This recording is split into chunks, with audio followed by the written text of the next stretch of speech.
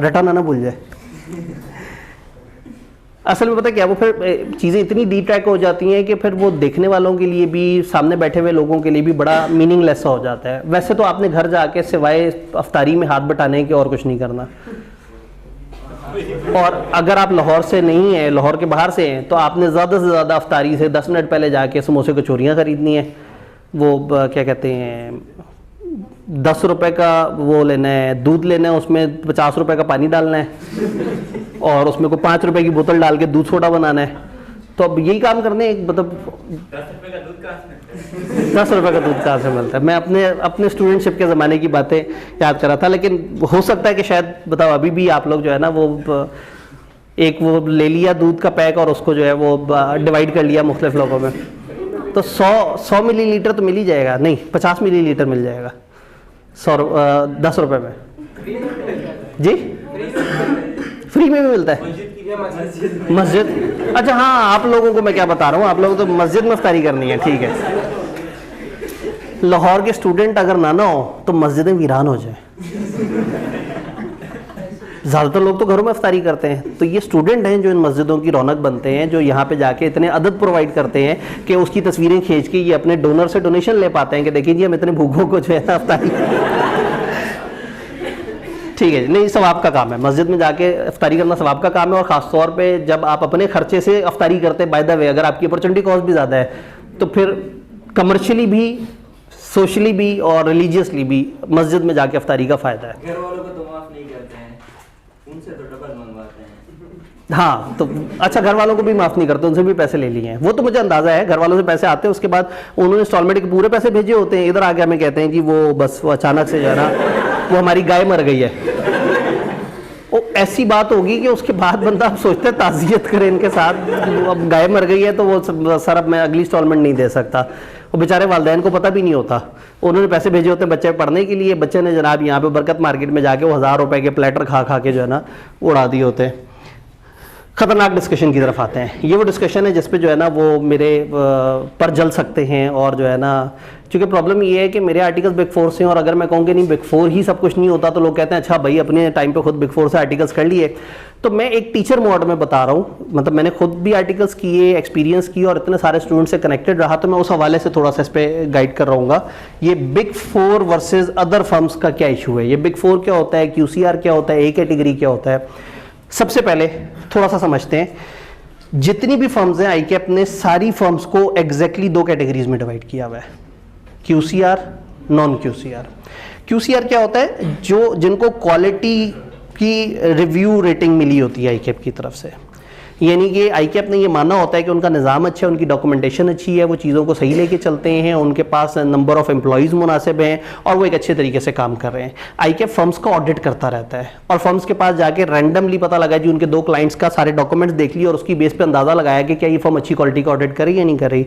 तो ICAP firms को 2 ही categories में डिवाइड करती है कि ये वो फर्म्स हैं जिनका जब हमने रिव्यू किया तो इन्होंने जो है वो अपने ये अच्छे तरीके से काम कर रहे थे। जो छोटी फर्म होती है ना, वो ICAP को कहती नहीं है कि हमने QCR करवाना है, वो छोटे छोटे क्लाइंट्स पकड़ रहे होते हैं। लेकिन लिस्टेड कंपनियां जिसने ऑडिट करनी होती है उसकी मजबूरी होती है कि उसको QCR रेटिंग चाहिए होती है लॉ के मुताबिक। रूल बुक है पाकिस्तान स्टॉक एक्सचेंज की, वो ये कहती है कि लिस्टेड कंपनी को ऑडिट करने के लिए आपको वो वाला चार्टर्ड अकाउंटेंट फर्म चाहिए जिसको सेटिस्फैक्टरी QCR रेटिंग मिली ICAP से। तो जिसको बड़े क्लाइंट्स पकड़ने होते हैं वो फिर ICAP को कहते हैं कि जी हम QCR के लिए अप्लाई करना चाहते हैं। वो कहते हैं अच्छा हम छापे मारेंगे, शुरू में भी छापा मारेंगे, बीच बीच में भी छापा मारेंगे और उनको QCR की वो रेटिंग देंगे। तो फर्म्स की 2 कैटेगरीज हैं, वो जिनको ICAP ने सेटिस्फैक्टरी QCR रेटिंग दे दी है और दूसरा वो जिन्होंने या अप्लाई नहीं किया या अप्लाई किया था लेकिन ICAP ने उन्हें सेलेक्ट नहीं किया। तो 150 के करीब ऐसी फर्म्स हैं जिनको सेटिस्फैक्टरी QCR रेटिंग मिली हुई है। अब ये पाकिस्तान भर में, और मैंने लाहौर में आपको दिखाया कि वो जो 19 ऊपर थी वो भी QCR है और उसके नीचे जो 79 देखी थी वो भी QCR है। द ओनली कैटेगरी जो ICAP में एग्जिस्ट करती है वो यही है। उसके अलावा आपको किसी ने, आपने सुना होगा जी वो एक A कैटेगरी की फर्म होती है, B कैटेगरी फर्म होती है। स्टेट बैंक ऑफ पाकिस्तान ने जब अपने रूल्स बनाए तो उन्होंने कहा कि बैंकिंग कंपनियों को ऑडिट करने के लिए वो फर्म जिसमें कम से कम इतने पार्टनर्स होंगे, जिसका कम से कम इतना ये मामला होगा, ये मामला होगा, वो इस तरह के बैंकों को ऑडिट कर सकेगी जिनका कैपिटल इतना है। ये वाले लेवल के बैंक का इस तरह की फर्म ऑडिट कर सकेगी। तो उन्होंने इस तरह से कुछ रूल्स बनाए और वो फर्म जो इंटरेस्टेड थी कि वो बैंकों के ऑडिट करें, उन्होंने अप्लाई किया और स्टेट बैंक ने उनकी साइज ऑफ द फर्म और ये अपने साइज ऑफ द बैंक के हिसाब से उनको 3 कैटेगरीज में डिवाइड कर दिया, ए, बी और सी। तो एक गलतुल आम बात है, एक चीज कॉमनली मिसअंडरस्टूड है। लोग कहते हैं कि ए कैटेगरी की फर्म से आर्टिकल्स, ए कैटेगरी का वर्ड आईकेप में एग्जिस्ट नहीं करता। ये A category state bank of Pakistan की लिस्ट है। तो अगर कोई आपसे कहे यार तुम कहां बैठे हुए हो, क्यूसीआर फर्म में, ये ए कैटेगरी की फर्म, तो हो सकता है वो आपकी क्यूसीआर कैटेगरी की फर्म से हल्की फर्म हो, लेकिन उस पर टाइटल स्टेट बैंक की तरफ से ए कैटेगरी लगा हुआ है। आईकेप सिर्फ 2 टाइटल मानता है, क्यूसीआर और नॉन क्यूसीआर। तो सबसे पहले जो A category, B category, C category title है, ये दिया है स्टेट बैंक ऑफ पाकिस्तान ने, और सारी फर्मों ने अप्लाई भी नहीं किया। एक फर्म बहुत अच्छी होगी लेकिन उसने स्टेट बैंक को अप्लाई नहीं किया कि मैंने बैंकों को ऑडिट करना है, तो आपको तो वो सी कैटेगरी में भी नजर नहीं आ रही होगी। तो आप जब वहां आर्टिकल्स के बारे में सोच रहे होंगे तो आपका रूममेट कहेगा यार क्या बात करते हो, ये तो ए, बी, सी किसी कैटेगरी में नहीं है। वो कैटेगरीज समझ आ रहा है, स्टेट बैंक ने अपने हिसाब से बनाई हुई है। तो इस वजह से कंफ्यूज नहीं होना बिल्कुल भी। अच्छा, अब ये बिग 4 क्या कहानी है? जितनी भी फर्म्स हैं ज़्यादातर कोशिश करती हैं कि पहले लोकल लेवल पे काम करें, फिर वो आहिस्ता आहिस्ता चाहती हैं कि वो इंटरनेशनली बढ़ें। एक तरीका ये है कि वो इंटरनेशनली अपने कुछ और मुल्कों में भी ऑफिस डाल दें। एक तरीका ये होता है कि कुछ इंटरनेशनल बड़ी फर्म्स के साथ वो एफिलिएट होकर उनसे लाइसेंस ले लेते हैं और अपने नाम के साथ उस फर्म का टैग लगा देते हैं। जैसे पाकिस्तानी फर्म का नाम है AF फर्गूसन एंड को, और जो इंटरनेशनल जिस फर्म का इनको टैग मिला हुआ है वो प्राइस वाटर हाउस कूपर्स है, PwC। इसी तरह से पाकिस्तानी तासीर हादी, जिसने अपना नाम बदल के KPMG कर दिया है, KPMG तासीर हादी, उसकी इंटरनेशनल जिससे एफिलिएशन है वो KPMG है। इसी तरह से यूसुफ आदिल वालों की डिलॉयट के साथ, और उसमें भी कुछ ना कुछ प्लस माइनस डिस्कशन चल रही होती है। इसी तरह से EY वगैरह के हवाले से है। तो ये डिफरेंट फर्म्स हैं। तो कई ऐसी फर्म्स होंगी जिनका एक देसी नाम होगा और एक उनका विलायती नाम चल रहा होगा। तो कोई PwC बोल रहा होगा, कोई फर्गूसन बोल रहा होगा, कोई क्रो बोल रहा होगा, तो कोई हुसैन चौधरी बोल रहा होगा। हुसैन चौधरी पाकिस्तानी नाम होगा और इंटरनेशनल जिस फर्म से उसकी एफिलिएशन होगी वो क्रो होगी। तो बहुत सारी फर्म्स की इस तरह से इंटरनेशनल एफिलिएशंस होती हैं। तो उस हवाले से जो 4 दुनिया में ज़रा बड़े नाम पाए जाते हैं वो है PwC, KPMG, डिलॉयट और अर्नेस्ट एंड यंग, EY, जिसका पाकिस्तानी वर्जन शायद सुना भी ना हो आपने, फोर्ड रोड सिद्धार्थ हैदर। इसी तरह से तासीर हादी भी अब आहिस्ता आहिस्ता ख़त्म होता जा रहा है, लोग उसे KPMG ही पुकारना शुरू हो गए। तो बिग 4 की कहानी ये है कि वो वाली फर्म जिन्होंने दुनिया की टॉप बड़ी फर्म्स के साथ वो एफिलिएटेड है। अब होता ये है कि जब आप बिग 4 में होते हैं तो आपके CV के साथ बिग 4 का टैग लगा हुआ होता है, तो कल को आप दूसरे मुल्कों में जाते हैं तो वहाँ आप कम से कम ज़रा ज़्यादा रिकग्नाइज होते हैं कि हाँ भाई इसके KPMG से आर्टिकल्स है, इसके इस तरह से। तो बिग 4 का ये एक बहरहाल प्लस है। अब इसमें जो वो है बिग 4 वर्सेस अदर फर्म, अब ये बड़ी एक मिनट, ये बड़ी एक सब्जेक्टिव सी डिबेट है कि हम बड़ी फर्म में जाएं या ना जाएं। ये डिबेट तब होती है जब आपके पास बड़ी फर्म की ऑप्शन भी होती है और छोटी फर्म की ऑप्शन भी होती है। पहले देखना आपके पास ऑप्शन क्या है। अगर आपके पास बड़ी फर्म की ऑप्शन ही नहीं है, उन्होंने कहा हम इस FTS से पुराना नहीं रखेंगे, तो फिर आपने सोचना ही नहीं कि आपने कभी ऐसा सोचा था बड़ी फर्म के बारे में। और अगर आपके पास फिर भी आप कहते नहीं जी मैं तो बहुत ज़्यादा लालची हूँ, मैंने तो जाना ही बड़ी फर्म में है, तो फिर आप जाएंगे फिर दूसरे तरीके की तरफ, वो होगा सिफारिशों वाला। यह एक अहम सवाल है, क्या सिफारिश होती है या नहीं होती है? आज तो खुल के बात की जा सकती है। अब तो आप लोग कैफ से निकल गए ना, होती है या नहीं होती? सिर्फ सिफारिश होती है? काफ़ी सिफारिश होती है, लेकिन इसका ये मतलब नहीं कि 100% सिफारिश होती है। चूँकि सीधी सी बात है वो कमर्शियल ऑर्गेनाइजेशंस हैं और उनको अगर किसी बड़ी कंपनी का CFO लेवल का बंदा या मैनेजर अकाउंट्स लेवल का बंदा कहता है जी अपना बच्चा ऐसे रखवाना है, और वो उसकी तरफ देखते हैं और सोचते हैं कि इससे कल को 40-50 लाख की असाइनमेंट आ सकती है, तो जाहिर है वो उसको कंसिडर भी करेंगे। अक्सर बच्चे जज्बाती हो कि हमें कहते हैं सर आप टीचर हैं, आप सिफारिश कर दें, आपके तो बहुत सारे स्टूडेंट बैठे होंगे। हमारे स्टूडेंट्स जगह जगह पार्टनर लेवल पे मौजूद हैं, अल्लाह का शुक्र है, लेकिन अल्हम्दुलिल्लाह वो हमारा को रिगार्ड नहीं करते। सीधी सी बात है, मेरे से किसी को कमर्शियल फ़ायदा नहीं होगा। मतलब एक बच्चा मेरे से पढ़ के गया और आज वो एक फर्म में पार्टनर है, मैं उसे कहूँगा ये जो है ना ये मेरे साथ एक बच्चा है, बड़ा अच्छा बच्चा है, बड़ा ज़बरदस्त बच्चा है यार, इसको लाजमी वो कर लेना। तो ज़्यादा से ज़्यादा मेरा रिगार्ड करने के लिए वो उसको टेस्ट में या इंटरव्यू में बुला लेगा, और इंटरव्यू में उससे ऐसे मुश्किल सवाल पूछ के बाद में मुझे कह देगा सर वो बच्चा आपने भेजा था, वो इंटरव्यू में सवाल ही उसने नहीं दिए, सीनियर पार्टनर जो है ना उसने रिजेक्ट कर दिया। चलें सर देखिए मैंने तो अपनी कोशिश की थी। तो ज़्यादा से ज़्यादा टीचर का रेफरेंस इतना यहीं पे आके ख़त्म हो जाएगा। कमर्शियल रेफरेंस थोड़ा सा तगड़ा होता है, फिर एक सरकारी रेफरेंस होता है, फिर खतरनाक रेफरेंस भी होते हैं। तो ये डिपेंड करता है कि आप फिर पॉलिटिकल साइड का रेफरेंस डलवाते हैं, आप किसी तरह से एस्टेब्लिशमेंट के इदारे जैसे FBR वगैरह है तो FBR की तरफ से किसी का रेफरेंस डलवा दिया या कुछ और। तो फिर क्या होता है कि जब आप मेरिट पे नहीं है तो फिर आप उस जंग में पड़ जाते हैं। अच्छा, मेरिट पे कितने लोग होते होंगे और कितने नहीं होते होंगे? अगर फर्स्ट करें 100 लोग हैं, 100 लोगों की टोटल पॉपुलेशन है, तो उनमें से मेरिट पे कितना होता होगा बिग 4 के लिए? मतलब उनमें से कितने उनके उस पे क्राइटेरिया पे उतरते होंगे? इतना FTS हो, अच्छा टेस्ट हो, अच्छा इंटरव्यू हो। 25%।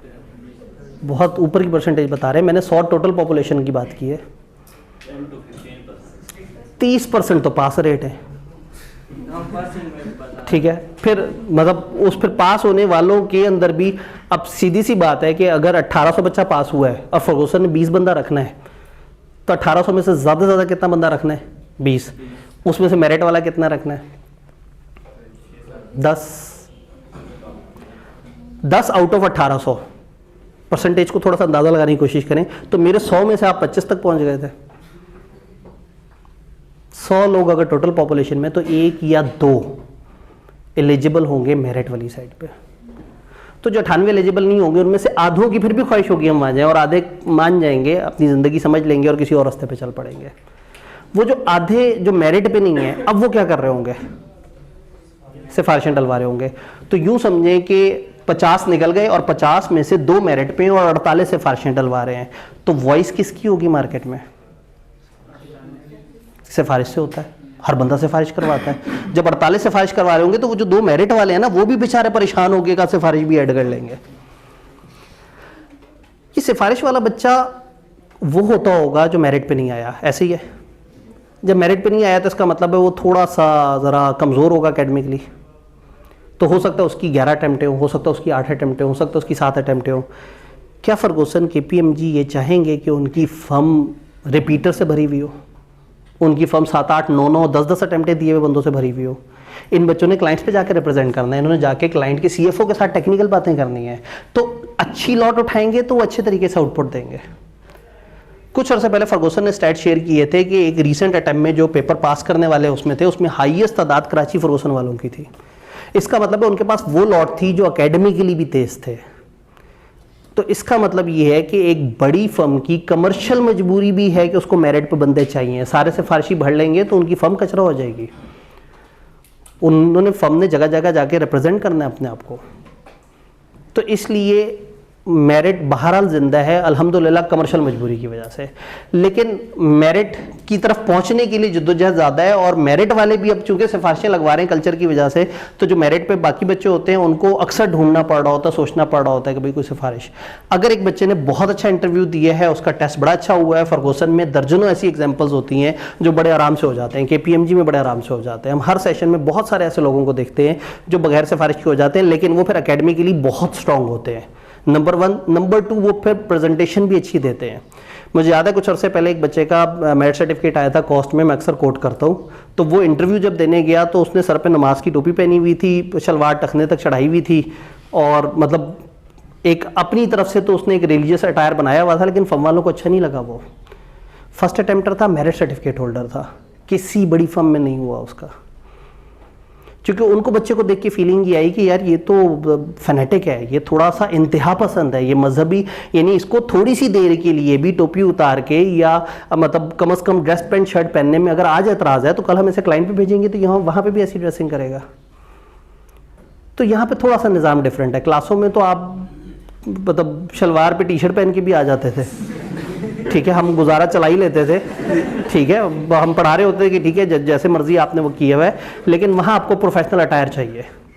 तो इसलिए मेरिट कैसे कहते हैं? मेरिट कहते हैं आप नंबर 1 अकेडमिकली साउंड है, और नंबर 2 आपकी प्रेजेंटेशन बहुत अच्छी है। आप फर्स्ट अटेम्प्टर हैं और आप इंटरव्यू में नर्वस हो जाते हैं और आपसे बोला नहीं जाता, फ़र्क है। इतने बच्चे पिछली दफ़ा मिले कि वो फर्स्ट अटेम्प्टर थे और उन्होंने कहा कि सर मेरे साथ कई रूममेट है, उसकी भी सिफारिश नहीं, मेरी भी सिफारिश नहीं, उसकी अटेम्प्ट भी मेरे से एक ज़्यादा है, उसका हो गया, मेरा नहीं हुआ। तो पता ही लगता था कि उन्होंने इंटरव्यू में जाके मार खाई होती थी। तो जो प्रेजेंटेशन का कोर्स है ये बड़ा इंपॉर्टेंट होता है। अगर आप लोगों ने सही वाला किया तो बड़ी अच्छी बात है, अगर नहीं किया हुआ तो भले पैसे दे के खुद ही से वॉलंटरी सही वाला कोर्स कर लें। किसी भी अपने शहर वापस जाएं, अपने शहर में किसी इदारे को 1 महीने के लिए ज्वाइन कर लें कि जी मुझे थोड़ी सी अपनी प्रेजेंटेशन इंप्रूव करनी है। प्रेजेंटेशन बहुत ज़रूरी चीज़ है। फर्म को सिर्फ पढ़ाकू बच्चा नहीं चाहिए, फर्म को प्रेजेंटेबल बच्चा भी चाहिए। डन। और बच्चा इंक्लूड्स खवातीन भी, यानी कि मैं इस वक्त दोनों के लिए सेम वर्ड इस्तेमाल कर रहा हूँ। नहीं जी, तो बिग 4 और ये वाला मसला था ये अभी भी वहीं पे ही है। बिग 4 में जाएं या ना जाएं, पहली बात ये है कि बिग 4 की क्यों ना कोशिश की जाए, ज़रूर कोशिश करें।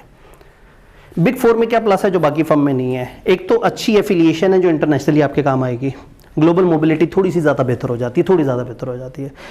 नंबर 2, अच्छे महंगे सॉफ्टवेयर्स होते हैं इनके, ऑडिट करते हुए बड़े अच्छे सोफिस्टिकेटेड टूल्स होते हैं जो कि इनके इंटरनेशनली चल रहे होते हैं। तो आप वो कर रहे होते हैं जो दुनिया में चल रहा होता है, आप उस तरह का ऑडिट कर रहे होते हैं, आप उन टूल्स पे इक्विप होते हैं। फिर ये क्या होता है, ये अपने स्टाफ को अच्छे कोर्सेज करवाते हैं। कौरसेरा के अपने इंटरनेशनल PwC का ग्लोबल बेस्ट प्रैक्टिसेस सर्वर होता था जिसके ऊपर मुख्तलिफ तरह की ट्रेनिंग्स होती थी लोगों को इक्विप करने के लिए। तो एक अच्छी फर्म आपको इंटेलेक्चुअली भी साउंड कर देती है, आपकी CV भी स्ट्रॉन्ग कर देती है, आप अच्छे एनवायरनमेंट में काम करते हैं और फिर आपके इर्द गिर्द ज़्यादातर अच्छे लाइक बच्चे होते हैं, तो कल्चर भी थोड़ा पॉजिटिव होता है, नेगेटिविटी भी स्लाइटली कम होती है। ऐसा नहीं है कि कम होगी, स्लाइटली कम होती है। डिपेंड करता है आपके क्या एक्सपीरियंसेस है। मतलब मेरे फर्गूसन से आर्टिकल्स हैं, मेरी अटेम्प्ट थी मॉड्यूल F की, हमें 60 छुट्टियां मिलनी थी, मुझे मेरे मैनेजर ने 15 छुट्टियां दी थी 4 पेपर्स के लिए, और उसने कहा बस ये इतना ही हो सकता है, क्लाइंट है, मैं तुम्हें छुट्टी नहीं दे सकता। टेक्निकली मैं पाकिस्तान नंबर 1 फर्म में बैठा हुआ था, लेकिन और मेरी मतलब वो क्वालिफाइंग अटेम्प्ट थी, लेकिन मुझे 15 छुट्टियाँ मिली थी। तो 15 छुट्टियों में 3 पेपर पास हो गए थे, चौथे में बैड फेलियर आ गया था। मतलब एक बैड फेलियर होता था, वो फेल होता था, वो अपने आसपास वालों सारों को लेकर डूब जाता था। सोचे 23 साल का नौजवान क्वालिफाई करके बैठा होता, लेकिन अगर 23 साल में क्वालिफाई कर लिया होता तो हो सकता है मैं प्रेशर में लोगों के मुल्क से बाहर जा चुका होता। तो उस वक्त वो एक पेपर रहना बड़ा अच्छा था, मैं आराम से अपनी टीचिंग चलाई रखी और अल्लाह का शुक्र है एक बेहतर पॉइंट पे हूँ। तो कहने का मतलब ये है कि बिग 4 की ज़रूर ख्वाहिश करें। Big 4 no doubt culture wise, experience wise, connections wise, जितने ज़्यादा लोग आपके सीनियर होते हैं वो जगह जगह जाके फैले होते हैं, तो जब आप जॉब मार्केट में जाते हैं तो आपकी एक रेफरेंस बेस ऑलरेडी बनी हुई होती है। बिग 4 के ये फ़ायदे तो हैं, लेकिन लिमिटेशंस क्या हैं? हर बच्चा आराम से नहीं घुस सकता, मेरिट की बड़ी स्ट्रॉन्ग रिक्वायरमेंट है, और अगर सिफारिश होगी तो फिर सिफारिश भी कितनी तूफानी लेवल की चाहिए होगी। तो होता ये है कि अक्सर लोगों को बिग 4 में आर्टिकल्स नहीं मिलते, फिर अचानक से कोई चाचा मामा कहता है कि वो एक बंदा है मेरे राब्ते का, उसने कहा जी इस दफ़ा तो नहीं, अगली दफ़ा के इंडक्शन में मैं आपके बच्चे को रखवा दूंगा। बहुत सारे बच्चे खामखा 6-7 महीने वेस्ट करते हैं इंतज़ार में कि जी हमें आगे रेफरेंस मिल जाएगा, कल को उस रेफरेंस से एक मुंह बस बना के इनकार कर देना, यार मैंने कोशिश की है, उसने आगे मना कर दिया, आपके 7 महीने ज़ाया हो जाने। अगर आप फर्म के लिए एलिजिबल हैं और आप फर्म के लिए जाना चाह रहे हैं और आपको बिग 4 नहीं रख रही, तो ख्वाहिश होनी चाहिए बिग 4 की, हवस नहीं होनी चाहिए। आप फ़ौरन से हमारी लिस्ट में आए, हमने 19 के करीब फर्म्स बताई हुई, उनमें से 4 को साइड पे कर दें, आगे अच्छी खासी फर्म्स है। उसके बाद भी QCR के अंदर भी फर्म मौजूद है। हर फर्म ने करना क्या है, आपको ट्रेनिंग देनी है। ये आपकी किस्मत पे डिपेंड करता है। मुझे आए दिन मेल्स आई हुई होती हैं, सर मैं फलाना फर्म में गया हूँ, उन्होंने मुझे इंटरनल ऑडिट में डाल दिया, लर्निंग कोई नहीं है, मैंने छोड़ दिया है। मैं तो भाई तुम्हारे पास को ऑप्शंस थी, क्या क्या ऑप्शंस थी तुम्हारे पास? सर ऑप्शन तो कोई नहीं थी, लेकिन ये क्या, मैं इंटरनल ऑडिट थोड़ी सीखने आया हूँ, मैं तो ऑडिट सीखने आया हूँ। और भाई 6 महीने बाद उन्होंने उठा के दूसरे डिपार्टमेंट में डाल देना था। और ये टोटल किस्मत पे डिपेंड करता है। अगेन मैं फिर फर्गूसन की एग्जांपल दूंगा। मेरा एक बैचमेट था, वो सिर्फ टैक्स में गया और टैक्स में एक खास किस्म के रिफंड्स के ऊपर ही वो काम करता था। उसके बाद वो कहीं जॉब करने के काबिल ही नहीं था, वो उसी तरह का ही उसे काम आता था। 2 साल तक उसे नौकरी नहीं मिली, खराब हो गए हालात। इस वक्त उसकी टैक्स की इतनी ज़बरदस्त कंसल्टेंसी फर्म है कि वो करोड़ों रुपए कमा रहा है, हालात बेहतर हो गए। कभी भी एक फैक्टर नेगेटिव भी हो सकता है, पॉजिटिव भी हो सकता है, डिपेंड करता है आप उसको किस तरह से लेके चल रहे हैं। जो टैक्स में गया ठीक है, फिर टैक्स की स्पेशलाइजेशन को सोचे, वो समझे कि मैंने टैक्स की गेम में समझनी है और मैं कल को टैक्स की फर्म बनाऊंगा और मैं टैक्स का काम किया करूंगा। जो ऑडिट्स में गया वो अपने लिंक्स बनाए, जो ERP में गया वो देखे सिस्टम किस तरह से इंप्लीमेंट हो रहा है, सिस्टम की इंप्लीमेंटेशन समझे, बड़े लेवल की सिस्टम इंप्लीमेंटेशन समझे, छोटे लेवल की सिस्टम इंप्लीमेंटेशन समझे। जब भी आप किसी भी फर्म में जाते हैं तो आपको हर फर्म ने ट्रेन करना है। कोई फर्म ऐसा नहीं करेगी कि आप आए और आपसे कहें फारिग बैठो हम तुम्हें महीने के एंड पे पैसे देंगे। चार्टर्ड अकाउंटेंट जब पैसे देंगे ना तो वो निचोड़ लेंगे। इधर तो देखे ना, आपने चार्टर्ड अकाउंटेंट को पैसे दिए होते थे, हम फिर भी आपको निचोड़ लेते थे पढ़ा पढ़ा के। तो जिनको पैसे देने पड़ गए आपको, सोचो वो क्या करेंगे आपके साथ। तो फॉर एग्जाम्पल आप एक फर्म में गए, उस फर्म में टोटल हैं 5 बंदे और एक मैनेजर और एक पार्टनर। आप कहेंगे मैं तो छोटी जगह आ गया, मेरी लर्निंग ही कोई नहीं। मैनेजर पहले दिन आपको एक क्लाइंट पे लेके गया, सीनियर और एक आप, ये 2 बंदों ने पूरा ऑडिट करना है। सीनियर ने आधे एरियाज आपके जिम्मे डाले, आपने पहले नफरत से उसकी तरफ देखा कि यार ये कैसा फजूल आदमी, इतना ज़्यादा काम दे दिया, लेकिन अल्टीमेटली आपने 3 महीने में एक खास किस्म की एंटिटी के आधे ऑपरेशन समझ लिए। शायद 1.5 साल बाद आप जॉब सीनियर होंगे और आप क्लाइंट से जाकर राब्ते कर रहे होंगे, क्लाइंट से एंगेजमेंट लेटर वाली बातें कर रहे होंगे, आप क्लाइंट को जहां नाराज होगा उसको मना रहे होंगे, क्लाइंट की एक्सेप्टेंस वाले टाइम पे होंगे, आप अकाउंट्स वगैरह के सारे प्रोसेस को देख रहे होंगे। तो हो सकता है आपने एक मिडिल लेवल का सेड बिजनेस समझ लिया। तो कल को अगर आप में से किसी ने फर्म बनानी है तो शायद बड़ी फर्म के आर्टिकल्स का तो आपको फायदा ही ना हो ना। बड़ी फर्म में बैठे हुए होंगे जी, ऑडिट किसका चल रहा है जी, निशात का चल रहा है जी, एमसीबी का चल रहा है। अच्छा जी, आपने फर्म बनानी है, आपने किसका ऑडिट करना है, मंजूर किरियाने वाले का। मामू को ऑडिट करना है जो कि हॉस्पिटल चला रहे हैं, उन्होंने कहा यार बेटा आके जरा ऑडिट कर दिया करो, अपने ही बच्चे हो, चलो तुम्हें भी 15-20 हज़ार रुपये दे दूंगा। एक छोटी फर्म ने कैसे शुरू करना है, ऐसे शुरू करना है ना, देसी लेवल पे शुरू करना है। आपको एकदम से लिस्टेड क्लाइंट थोड़ी मिलने हैं जब आप अपनी फर्म शुरू करेंगे। और आपने आर्टिकल्स किए हैं बड़ी ब्रांडेड फर्म से, तो ब्रांडेड फर्म से आर्टिकल्स करके मुल्क से बाहर जाना था तो काम आना था। जब अपनी फर्म बनाएंगे तो शायद आपको वो लर्निंग नहीं होगी जो एक छोटी फर्म की लर्निंग है। तो छोटी फर्म की अलग लर्निंग है, वो आपको छोटी ऑर्गेनाइजेशंस की सारी चीज़ें समझा देते हैं। दरमियानी ऑर्गेनाइजेशन की अलग तरह की लर्निंग है, वहाँ अलग तरह के असाइनमेंट्स हैं। बड़ी फर्म की अलग लर्निंग है। फिर ये आपकी किस्मत पे भी डिपेंड करता है। मैं ऑडिट के डिपार्टमेंट में था और 13 महीने की एक ऐसी असाइनमेंट पे चला गया था जिस असाइनमेंट में मैंने एक बैंक का HR मैनुअल बना के देना था, जिसका अकाउंट्स ऑडिट से दूर दूर तक कोई ताल्लुक नहीं है। अब कहने को एक बड़ी फर्म में, उसी फर्म में हमें एक दफ़ा ये टास्क मिला था कि मुख्तलिफ लोगों ने, मुख्तलिफ गांव में जो लोग होते हैं उन्होंने ट्रैक्टर के लिए लोन लिए हुए थे गवर्नमेंट के एक बैंक से। तो उस बैंक ने हमारी फर्म को असाइनमेंट दी थी कि आपने कंफर्म करना है कि वो जो बोरवर्स हैं हमारे, क्या उनके पास हमारे ट्रैक्टर हैं। तो मैं शायद 150 गाँवों में गया था और जाके ट्रैक्टर को जाके उसका नीचे से जाके चेसिस नंबर वगैरह देखते थे, डॉक्यूमेंट से मैच करते थे, उनके साथ मंजियों पे बैठ के बातचीत करते थे, मक्खन के पेड़े पराठे और वो सारा खाते थे। आर्टिकल्स के शुरू में 26 वेस्ट थी, 26.5, ये आर्टिकल्स ने मोटा कर दिया, फिर वापस ही नहीं हुआ। खैर, कहने का मतलब है कि अलग अलग एक्सपीरियंस है। तो किसी का फर्गूसन में किसी तरह का एक्सपीरियंस है, किसी का छोटी फर्म में किसी तरह का एक्सपीरियंस है, कोई किसी जगह पे जाता है और उसका एक खास डिपार्टमेंट में इतना अच्छा एक्सपीरियंस होता है कि वो बहुत जल्दी कमाना शुरू कर देता है। तो ये सारी गेम मैक्सिमम लक की हैं और उसके बाद आपकी जस्तजू की हैं। अब लक तो मौजूद थी, वही वाली बात है, उसने टैक्स में आर्टिकल्स किए, वो नौकरी ढूंढ रहा था, 2 साल तक नहीं मिली, लेकिन जब उसे समझ आया कि मैंने जो आर्टिकल्स किए मैं उनको इस्तेमाल करूं, तो आज वो बेहतरीन टैक्स की फर्म बना के बैठा हुआ है। वो क्वालिफाइड नहीं है जो करोड़ों कमा रहा है। तो ये बहुत सारे फैक्टर्स हैं, बहुत सारी चीज़ों पर डिपेंड करता है कि आपका स्किल सेट क्या है, आप चाहते क्या हैं, आप फर्म के आर्टिकल्स खुशी से कर रहे हैं या बेदिली से कर रहे हैं। सक्सेसफुल चार्टर्ड अकाउंटेंट्स को सुनते हैं आप लोग कभी? ये अली इमरान साहब ने एक सीरीज शुरू की हुई है, ये मीट द लेजेंड। कोशिश ये किया करें कि आप अपनी फील्ड के जो सक्सेसफुल लोग हैं उनसे भी पूछें कि क्या चल रहा है। आपको मिलते हैं हमेशा इर्द गिर्द फेलियर्स, अनसक्सेसफुल लोग, और जाहिर है हमेशा सक्सेसफुल लोगों से बहुत बड़ी तादाद होती है अनसक्सेसफुल लोगों। आप उनसे पूछते हैं सीए क्या हो, कहते हैं डूब गया, ख़त्म, है ही नहीं। उनसे पूछें ना जो करोड़ों बना रहे हैं, उनसे पूछें जो बड़े अच्छे लेवल पे उसको लेके चल रहे हैं। आप उनके पास जाके पूछो, कहें भाई काम खत्म ही नहीं होता, इतना काम है, इतना काम है, 1000 चार्टर्ड अकाउंटेंट एक सेशन में भी आई कैप दे दे तो भी काम खत्म नहीं होता। लेकिन हम पूछते हैं उनसे जो फाइनलिस्ट होते हैं या जो खुद मायूसी में बैठे होते हैं, उनसे पूछते हैं सीए का स्कोप है, कहता नहीं, बिल्कुल नहीं, खत्म हो गया, तबाह हो गया सीए। तो मैं इसलिए कह रहा हूँ कि सक्सेसफुल चार्टर्ड अकाउंटेंट से जब आप सुनेंगे ना तो फिर आपको समझ आएगा कि आपकी जर्नी में हो क्या रहा है। मैं इसलिए सर अली इमरान के इन पॉडकास्ट का जिक्र कर रहा हूँ कि इन पॉडकास्ट में एक चीज़ मैंने बड़ी कंसिस्टेंट देखी है, उन्होंने जब भी किसी सक्सेसफुल चार्टर्ड अकाउंटेंट से पूछा, हाँ जी आर्टिकल्स तो बड़े फजूल होते हैं, आपके कैसे गुजरे, हर बंदे ने कहा कि उस टाइम पे मुझे समझ नहीं थी लेकिन उसने मुझे ढाला है। हर बंदे ने कहा कि वो गोल्डन टाइम था, हर बंदे ने कहा कि उस वाले टाइम ने मुझे एनेबल कर दिया और आज मैं इतना कमा रहा हूँ। तो सक्सेसफुल बंदा आर्टिकल्स को एक बहुत अच्छी सक्सेस स्टोरी के तौर पे देखता है। अपने टाइम पे रोता रहा होगा, परेशान रहा होगा, लेकिन उसने वो सीख लिया। आप पूछेंगे स्टूडेंट से जो हर वक्त सड़े बैठे होंगे, जिन्होंने आज पता ही नहीं है कि वो वही वाली बात है कि वो बच्चा जो कि आधे क्लाइंट के काम कर रहा होगा, क्लाइंट के हाफ काम जिसके जिम्मे है, वो तो रो रहा होगा हर दिन बैठा। लेकिन एक क्लाइंट पे 2 महीने में इतना कुछ उसे सीखने का मिल गया, ये उसे आज नहीं पता। ये जब 2 साल बाद वो कहीं जॉब के लिए अप्लाई करने जाएगा तो उस वक्त जब वो उसे पता होगा हर इंडस्ट्री के बारे में, तो फिर उसे पता लगेगा कि मैंने क्या चीज़ सीखी है।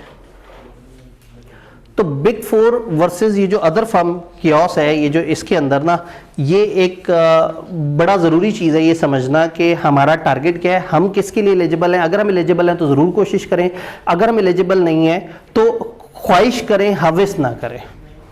और ये 6 महीने वाले चक्कर में बिल्कुल नहीं आना, क्योंकि जो 6 महीने का कहेगा 6 महीने बाद कहेगा नहीं अभी इंडक्शन 2 महीने बाद शुरू होगी, फिर कहेगा नहीं जी इस दफ़ा सीटों का मसला 6 महीने बाद ना करा दूं तुम्हें। अच्छा, अगर बिग 4 का टैग बहुत ज़रूरी है तो क्या करें?